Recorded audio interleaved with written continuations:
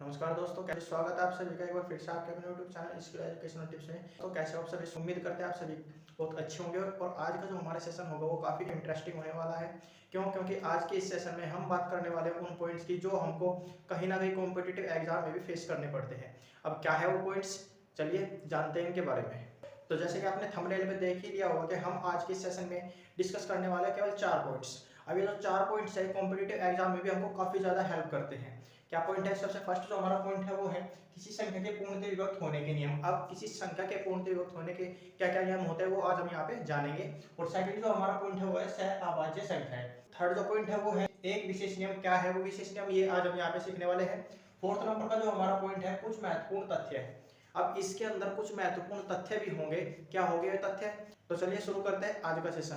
तो पहले बच्चों, अगर आप हमारे चैनल पर नए हैं तो हमारे चैनल को सब्सक्राइब कर लेना, बेल आइकन को जरूर प्रेस कर लेना, जिससे हमारे आने वाले सभी वीडियोस नोटिफिकेशन आपको टाइम टू टाइम मिलता रहे। तो चलिए शुरू करते हैं आज का सेशन।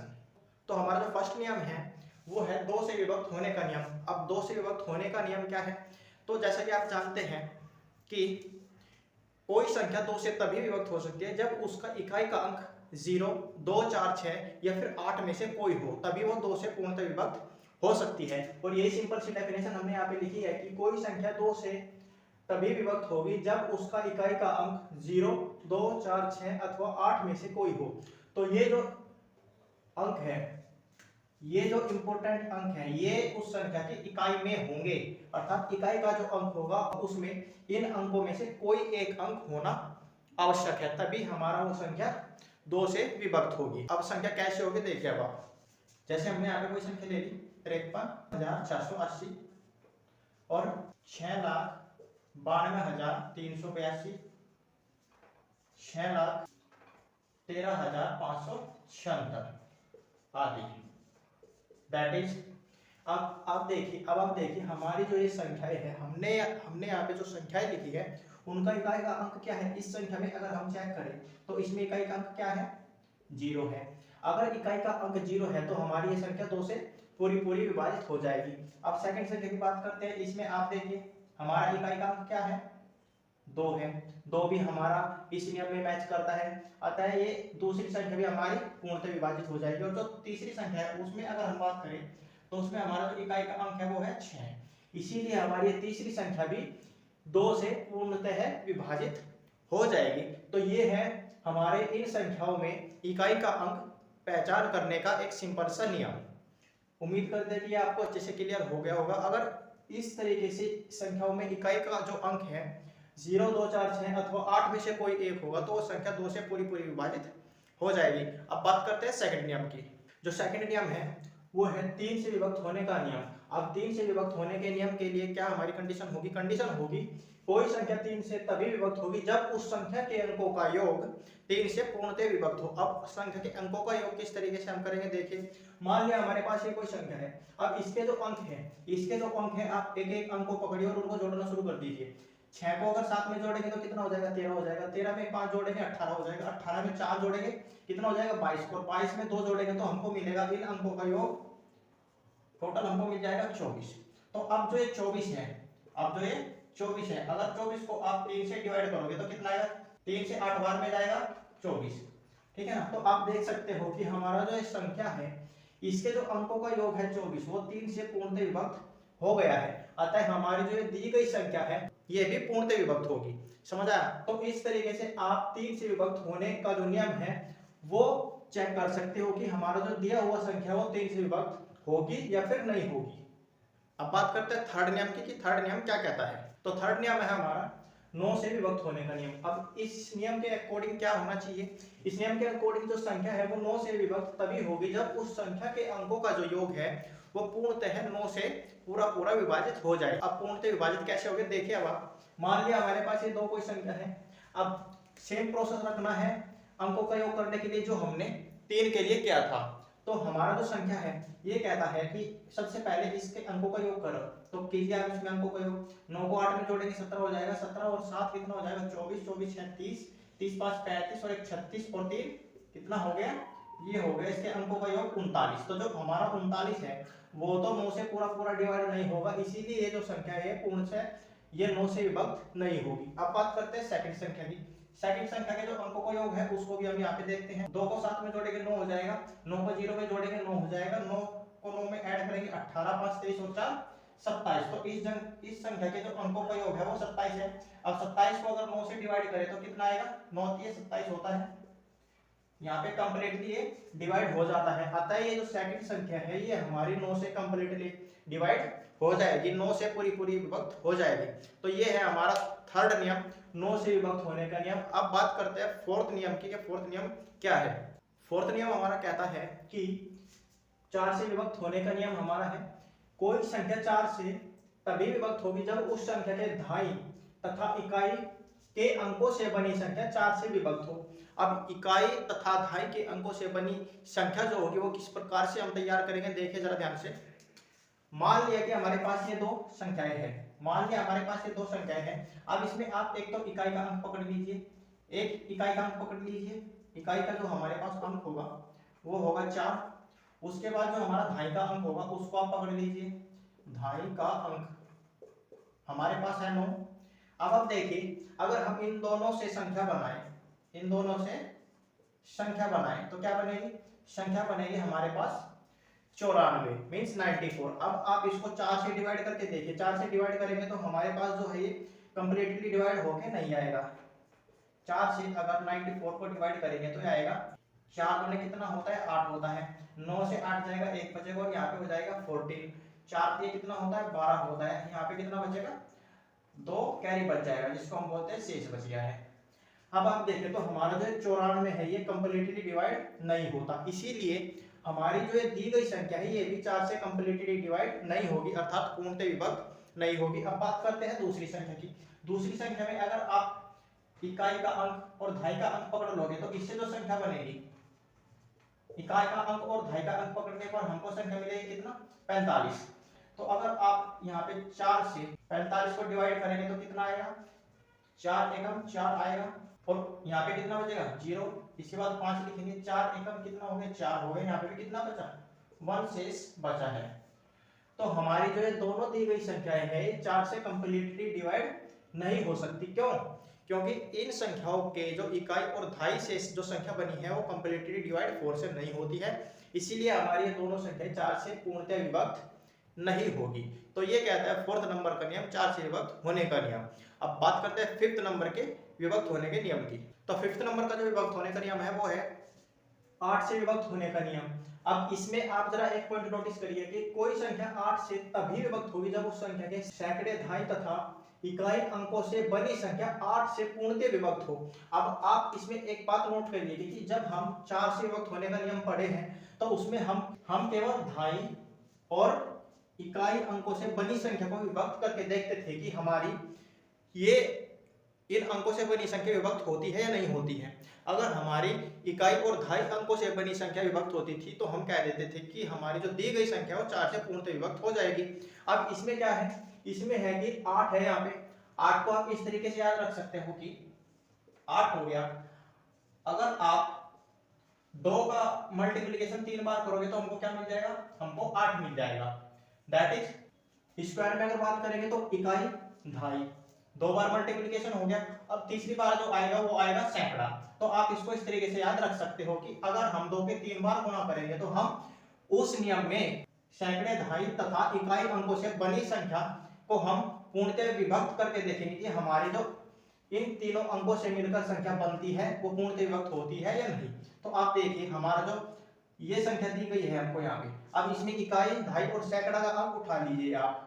ये हो गया हमारा इकाई धाई और सैकड़ा के अंकों से मिलकर बना हुआ संख्या। तो आप देखिए अगर हम 128 को 8 से डिवाइड करें तो हमें क्या मिल जाएगा, 8 एकम कितना होता है, 8 होता है। 12 से 8 जाएगा, 4 बचेगा, 8 का आप लिखेंगे तो आ जाएगा 8 छिके कितना होता है, 48 होता है। तो आप देखिए हमारा जो इकाई धाई और सैकड़ा से बनी हुई संख्या है वो 8 से कंप्लीटली डिवाइड हो गई है, अर्थात 8 से पूर्णतः विभक्त हो गई है। इसीलिए हम कह सकते हैं कि हमारी जो 8 से विभक्त होने का नियम है उस नियम के अकॉर्डिंग हमको जो ये संख्या दी गई है ये 8 से कंप्लीटली विभक्त हो जाएगी। तो ये था हमारा 8 से विभक्त होने का नियम। अब बात करते हैं 6 नंबर के नियम की। तो 6 नंबर का विभक्त होने का जो नियम है वो है 5 से विभक्त होने का नियम। अब इस नियम के अकॉर्डिंग क्या होना चाहिए, कोई संख्या 5 से तभी विभक्त होगी जब उस संख्या में इकाई का अंक 0 अथवा 5 हो। अर्थात हमको अगर कोई संख्या दे दी गई होगी तो उसमें हम चेक करेंगे कि हमारी जो दी गई संख्या है उसमें इकाई का अंक 0 अथवा 5 हो, तो तभी वो हमारी संख्या 5 से विभक्त होगी। तो मान लिया हमारे पास ये दो कोई संख्या है, तो आप देखिए हमारी जो ये फर्स्ट संख्या है इसमें अगर हम बात करें इकाई के अंक की, तो इकाई का जो अंक है वो कितना है, इकाई का अंक है हमारे पास 0। और जो दूसरी संख्या है इसमें बात करें इकाई के अंक की, तो वो कितना है, इकाई का अंक है हमारे पास 5। तो आप देखिए हमारे जो फर्स्ट संख्या है और जो सेकंड संख्या है वे दोनों हमारे इस नियम को फॉलो करते हैं। अर्थात फर्स्ट जो संख्या है उसमें तो इकाई का अंक है 0 और जो सेकंड संख्या है उसमें है हमारा इकाई का अंक 5। अतः ये दोनों दी गई संख्याएं 5 से पूर्णतः विभक्त हो जाएगी। समझ आया? तो ये कुछ इंपॉर्टेंट नियम है, अगर आप इनको याद रखोगे, इनको आप अच्छे से समझ लोगे तो कॉम्पिटिटिव एग्जाम्स जो होते हैं एक तो उसमें टाइम कम होता है। अगर आप उनमें इस तरीके से इन शॉर्ट ट्रिक को याद रखोगे, इन नियमों को याद रखेंगे, तो आप वहां पे काफी ज्यादा टाइम बचा पाओगे और क्वेश्चंस को जो है वो कम टाइम में सोल्व कर पाओगे। तो अब बात करते हैं लास्ट विभक्त होने का नियम, नियम नंबर 7। नियम नंबर 7 है हमारा 11 से विभक्त होने का नियम। अब इस नियम के अंतर्गत क्या है, इसमें कहा गया है कोई संख्या 11 से तभी विभक्त होगी जब उस संख्या में इकाई से बाईं ओर अर्थात लेफ्ट हैंड साइड बाईं ओर चलने पर सम स्थानों के अंकों का योग, ये जो पॉइंट है ये आपको नोट कर लेना है, सम स्थानों के अंकों का योग तथा विषम स्थानों के अंकों के योग का जो अंतर है वो या तो 0 हो या फिर अंतर जो है वो 11 से विभक्त हो। अब आप देखिए मान लिया हमारे पास यहाँ पे कोई संख्या दी गई है, वो संख्या है ये। अब आप देखिए अकॉर्डिंग टू दिस रूल ये कहता है इकाई से बाईं ओर, इकाई से, इकाई हमारे पास क्या है, इकाई है हमारे पास 2, इकाई का जो अंक है वो 2 ही तो है ना। अब हम इस इकाई से बाईं ओर चलेंगे अर्थात लेफ्ट हैंड साइड की तरफ चलेंगे। तो हम क्या करते हैं, सबसे पहले नियम में कहा गया है सम स्थानों के अंकों का योग, तो एक बार इसको यहाँ पे हम लिख लेते हैं, सम स्थानों के अंकों का योग तथा विषम स्थानों के अंकों का जो अंतर है, अंतर क्या होता है, अंतर होता है सबट्रैक्शन अर्थात माइनस विषम स्थानों के अंकों का योग। तो हमारे पास ये कंडीशन बनी है, तो इसको देखें कैसे हम फॉलो करेंगे। सम स्थानों के अंकों का योग, सम स्थान हमको देखना है लेफ्ट हैंड साइड की तरफ, सम स्थान 1 2 पे आ गया कितना 5, सम स्थान यही तो है ना, 2 पे आ गया 5 3 4 पे आया कितना 1 प्लस 1 5 6 पे आया है 3 प्लस 3 माइनस विषम स्थान 1 पे है 2 अर्थात इकाई का जो अंक है प्लस, इसके बाद 3 पे है 0 प्लस 5 पे कितना है 5 पे हमारे पास 6 प्लस 7 पे है हमारा 1।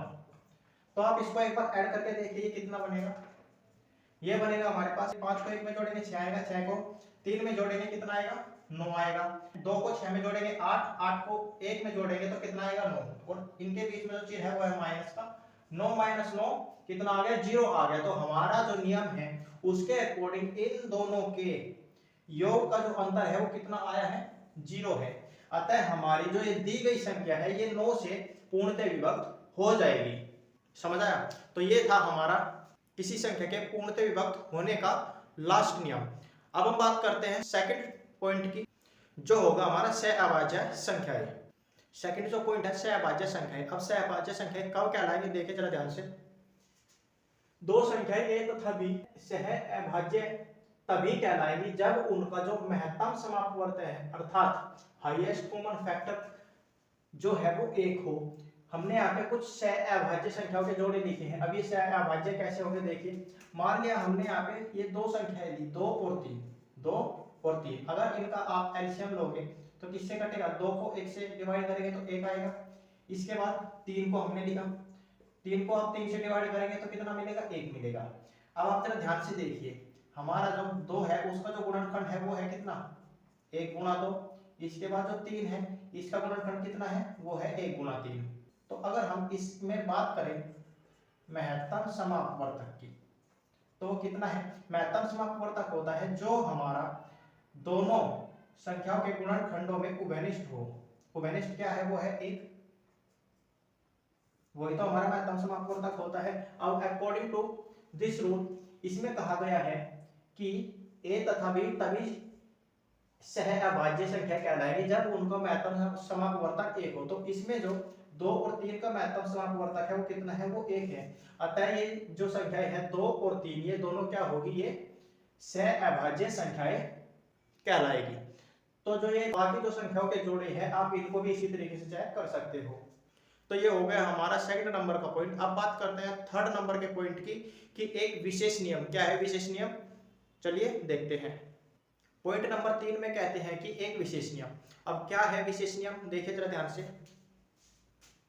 यदि कोई संख्या a तथा b दोनों से पूर्णतः विभक्त होती है, अर्थात कोई संख्या दे दी गई है और वो a तथा b दोनों से पूर्णतः विभक्त है, a तथा b दोनों से पूर्णतः विभक्त है, और जो हमारा a b है वो दोनों क्या है, सह अभाज्य संख्याएं हैं, तो हमको जो दी गई संख्या है वो a b से भी पूर्णतः विभक्त होगी। तो ये जो एक विशेष नियम है ये हमको ये बताता है कि अगर हमको कोई संख्या दे दी गई है और हमको a तथा b, मान लिया हमारे पास क्या है, मान लिया हमारे पास 15 है। अब 15 में a की जगह हमने 3 ले लिया और b की जगह 5 ले लिया, तो 15 जो है वो 3 और 5 से क्या होगा, पूरा पूरा डिवाइड हो जाएगा। और जो हमारा 3 5 है वे सह अभाज्य संख्याएं हैं। अब अगर 3 और 5 सह अभाज्य संख्याएं है तो 3 गुणा 5 अर्थात 15 से भी जो हमको दी गई संख्या 15 है वो कंप्लीटली डिवाइड हो जाएगा। यही हमको इस नियम में कहा गया है। समझ आया? तो उम्मीद करते हैं कि ये नियम आपको अच्छे से क्लियर हो गया होगा। अब बात करते हैं आज के सेशन के लास्ट पॉइंट की कुछ महत्वपूर्ण तथ्य के बारे में। तो आज के सेशन का जो लास्ट पॉइंट है वो है कुछ महत्वपूर्ण तथ्य। अब ये महत्वपूर्ण तथ्य क्या होता है, देखिए अब आप मान लिया अगर आप इन महत्वपूर्ण तथ्यों के बारे में जानते हो तो जब कॉम्पिटिटिव एग्जाम से सोल्व करते हैं तो वहाँ पे इतना जल्दी वहाँ पे याद नहीं आता है। तो उस समय पर क्या होता है, हमको जो क्वेश्चन अच्छे से आता है वो भी वहाँ पे क्या हो जाता है, वो भी गलत हो जाता है। तो इससे अच्छा है कि हमारे जो छोटे छोटे पॉइंट है उनको हम बार बार रिवाइज करें। तो महत्वपूर्ण तथ्यों में क्या है, फर्स्ट पॉइंट देखिए। अब आप फर्स्ट जो पॉइंट है वो है प्रत्येक सम संख्या का वर्ग एक सम संख्या होती है। मान लो हमारे पास 2 है, 2 क्या है, वो सम संख्या है। अगर आप 2 का वर्ग करोगे तो कितना आएगा, 4 आएगा। इसके बाद जो सेकंड नंबर है वो है प्रत्येक विषम संख्या का वर्ग, प्रत्येक विषम संख्या का वर्ग एक विषम संख्या होती है। मान लिया हमारे पास क्या है, 3 है, 3 क्या है, विषम संख्या है। अगर 3 का वर्ग करेंगे तो हमारे पास कितना आएगा, 9 आएगा, जो सम संख्या नहीं होगी, अर्थात विषम संख्या ही हमारा आएगा। किसी भी विषम संख्या का वर्ग करने पर हमको विषम संख्या ही मिलेगी। अब बात करते हैं थर्ड पॉइंट की। थर्ड पॉइंट है प्रथम n प्राकृतिक संख्याओं का जो योग होगा वो होगा n × n + 1 upon 2। Fourth number है प्रथम n सम संख्याओं का योग n × n + 1 होता है। फिफ्थ जो हमारा तथ्य है वो कहता है प्रथम n विषम संख्याओं, अब की बार क्या आया है, विषम संख्याओं का जो योग होगा वो n² होगा। अब मान लो n = 5 है, 5 का अगर आप वर्ग करोगे तो कितना आएगा, 25 आएगा। तो फिफ्थ नंबर के तथ्य में ये बात साबित होती है। सिक्स्थ नंबर जो है उसमें कहता है किसी भी संख्या का वर्ग करने पर इकाई के स्थान पर कभी भी, ये पॉइंट आप नोट कर लीजिएगा, इसको आप अंडरलाइन कर सकते हो, कभी भी जो है हमारा वर्ग करने पर इकाई के स्थान पर 2 3 5 7 में से कभी भी कोई अंक नहीं आएगा। और लास्ट जो तथ्य है वो है श्रेणी a + d a + 2d। तो इस श्रेणी में हमको अगर nवीं संख्या ज्ञात करनी है, अर्थात जो हमारा nवां पद होता है, nवें पद को हम डिनोट करते हैं tn से। तो tn = क्या होता है, tn = होता है a + n - 1 × d, वही यहाँ पे लिखा गया है। अगर हम बात करें n पदों का जो योग होता है वो होता है n/2 × a + n - 1 × d। कभी कभी ऐसा होता है कि जो कॉम्पिटिटिव एग्जाम्स होता है उसमें जो फोर्थ हमारे ऑप्शंस होते हैं उसमें ये कंप्लीटली ना देके किस तरीके से देता है, देखिए इसको कर देता है n/2 इंटू Tn। इस तरीके से कभी कभी हमारे जो कॉम्पिटिटिव एग्जाम्स होता है इसकी जगह ये रख देता है, इस छोटे से पॉइंट की जगह ये चेंज करके रख देता है। तो इस तरीके के पॉइंट में कंफ्यूज नहीं होना है, और आप कंफ्यूज तभी नहीं होगे जब आप इन छोटे छोटे पॉइंट्स को अच्छे से रिवाइज करके जाओगे। तो प्यारे बच्चों, आज के सेशन में बस इतना ही। मिलते हैं फिर किसी नए वीडियो में किसी नए कॉम्पिटिटिव एग्जाम के टॉपिक के साथ। अगर आप हमारे चैनल पर नए हो तो हमारे चैनल को सब्सक्राइब कर देना, बेल आइकन को जरूर प्रेस कर लेना, जिससे कि हमारे आने वाले सभी कॉम्पिटिटिव एग्जाम से रिलेटेड मैथमेटिक्स के जो वीडियो है वो आपको टाइम टू टाइम मिलता रहे। तो प्यारे बच्चों, आज के सेशन में बस इतना ही। मिलते हैं नेक्स्ट वीडियो में। Till then take care.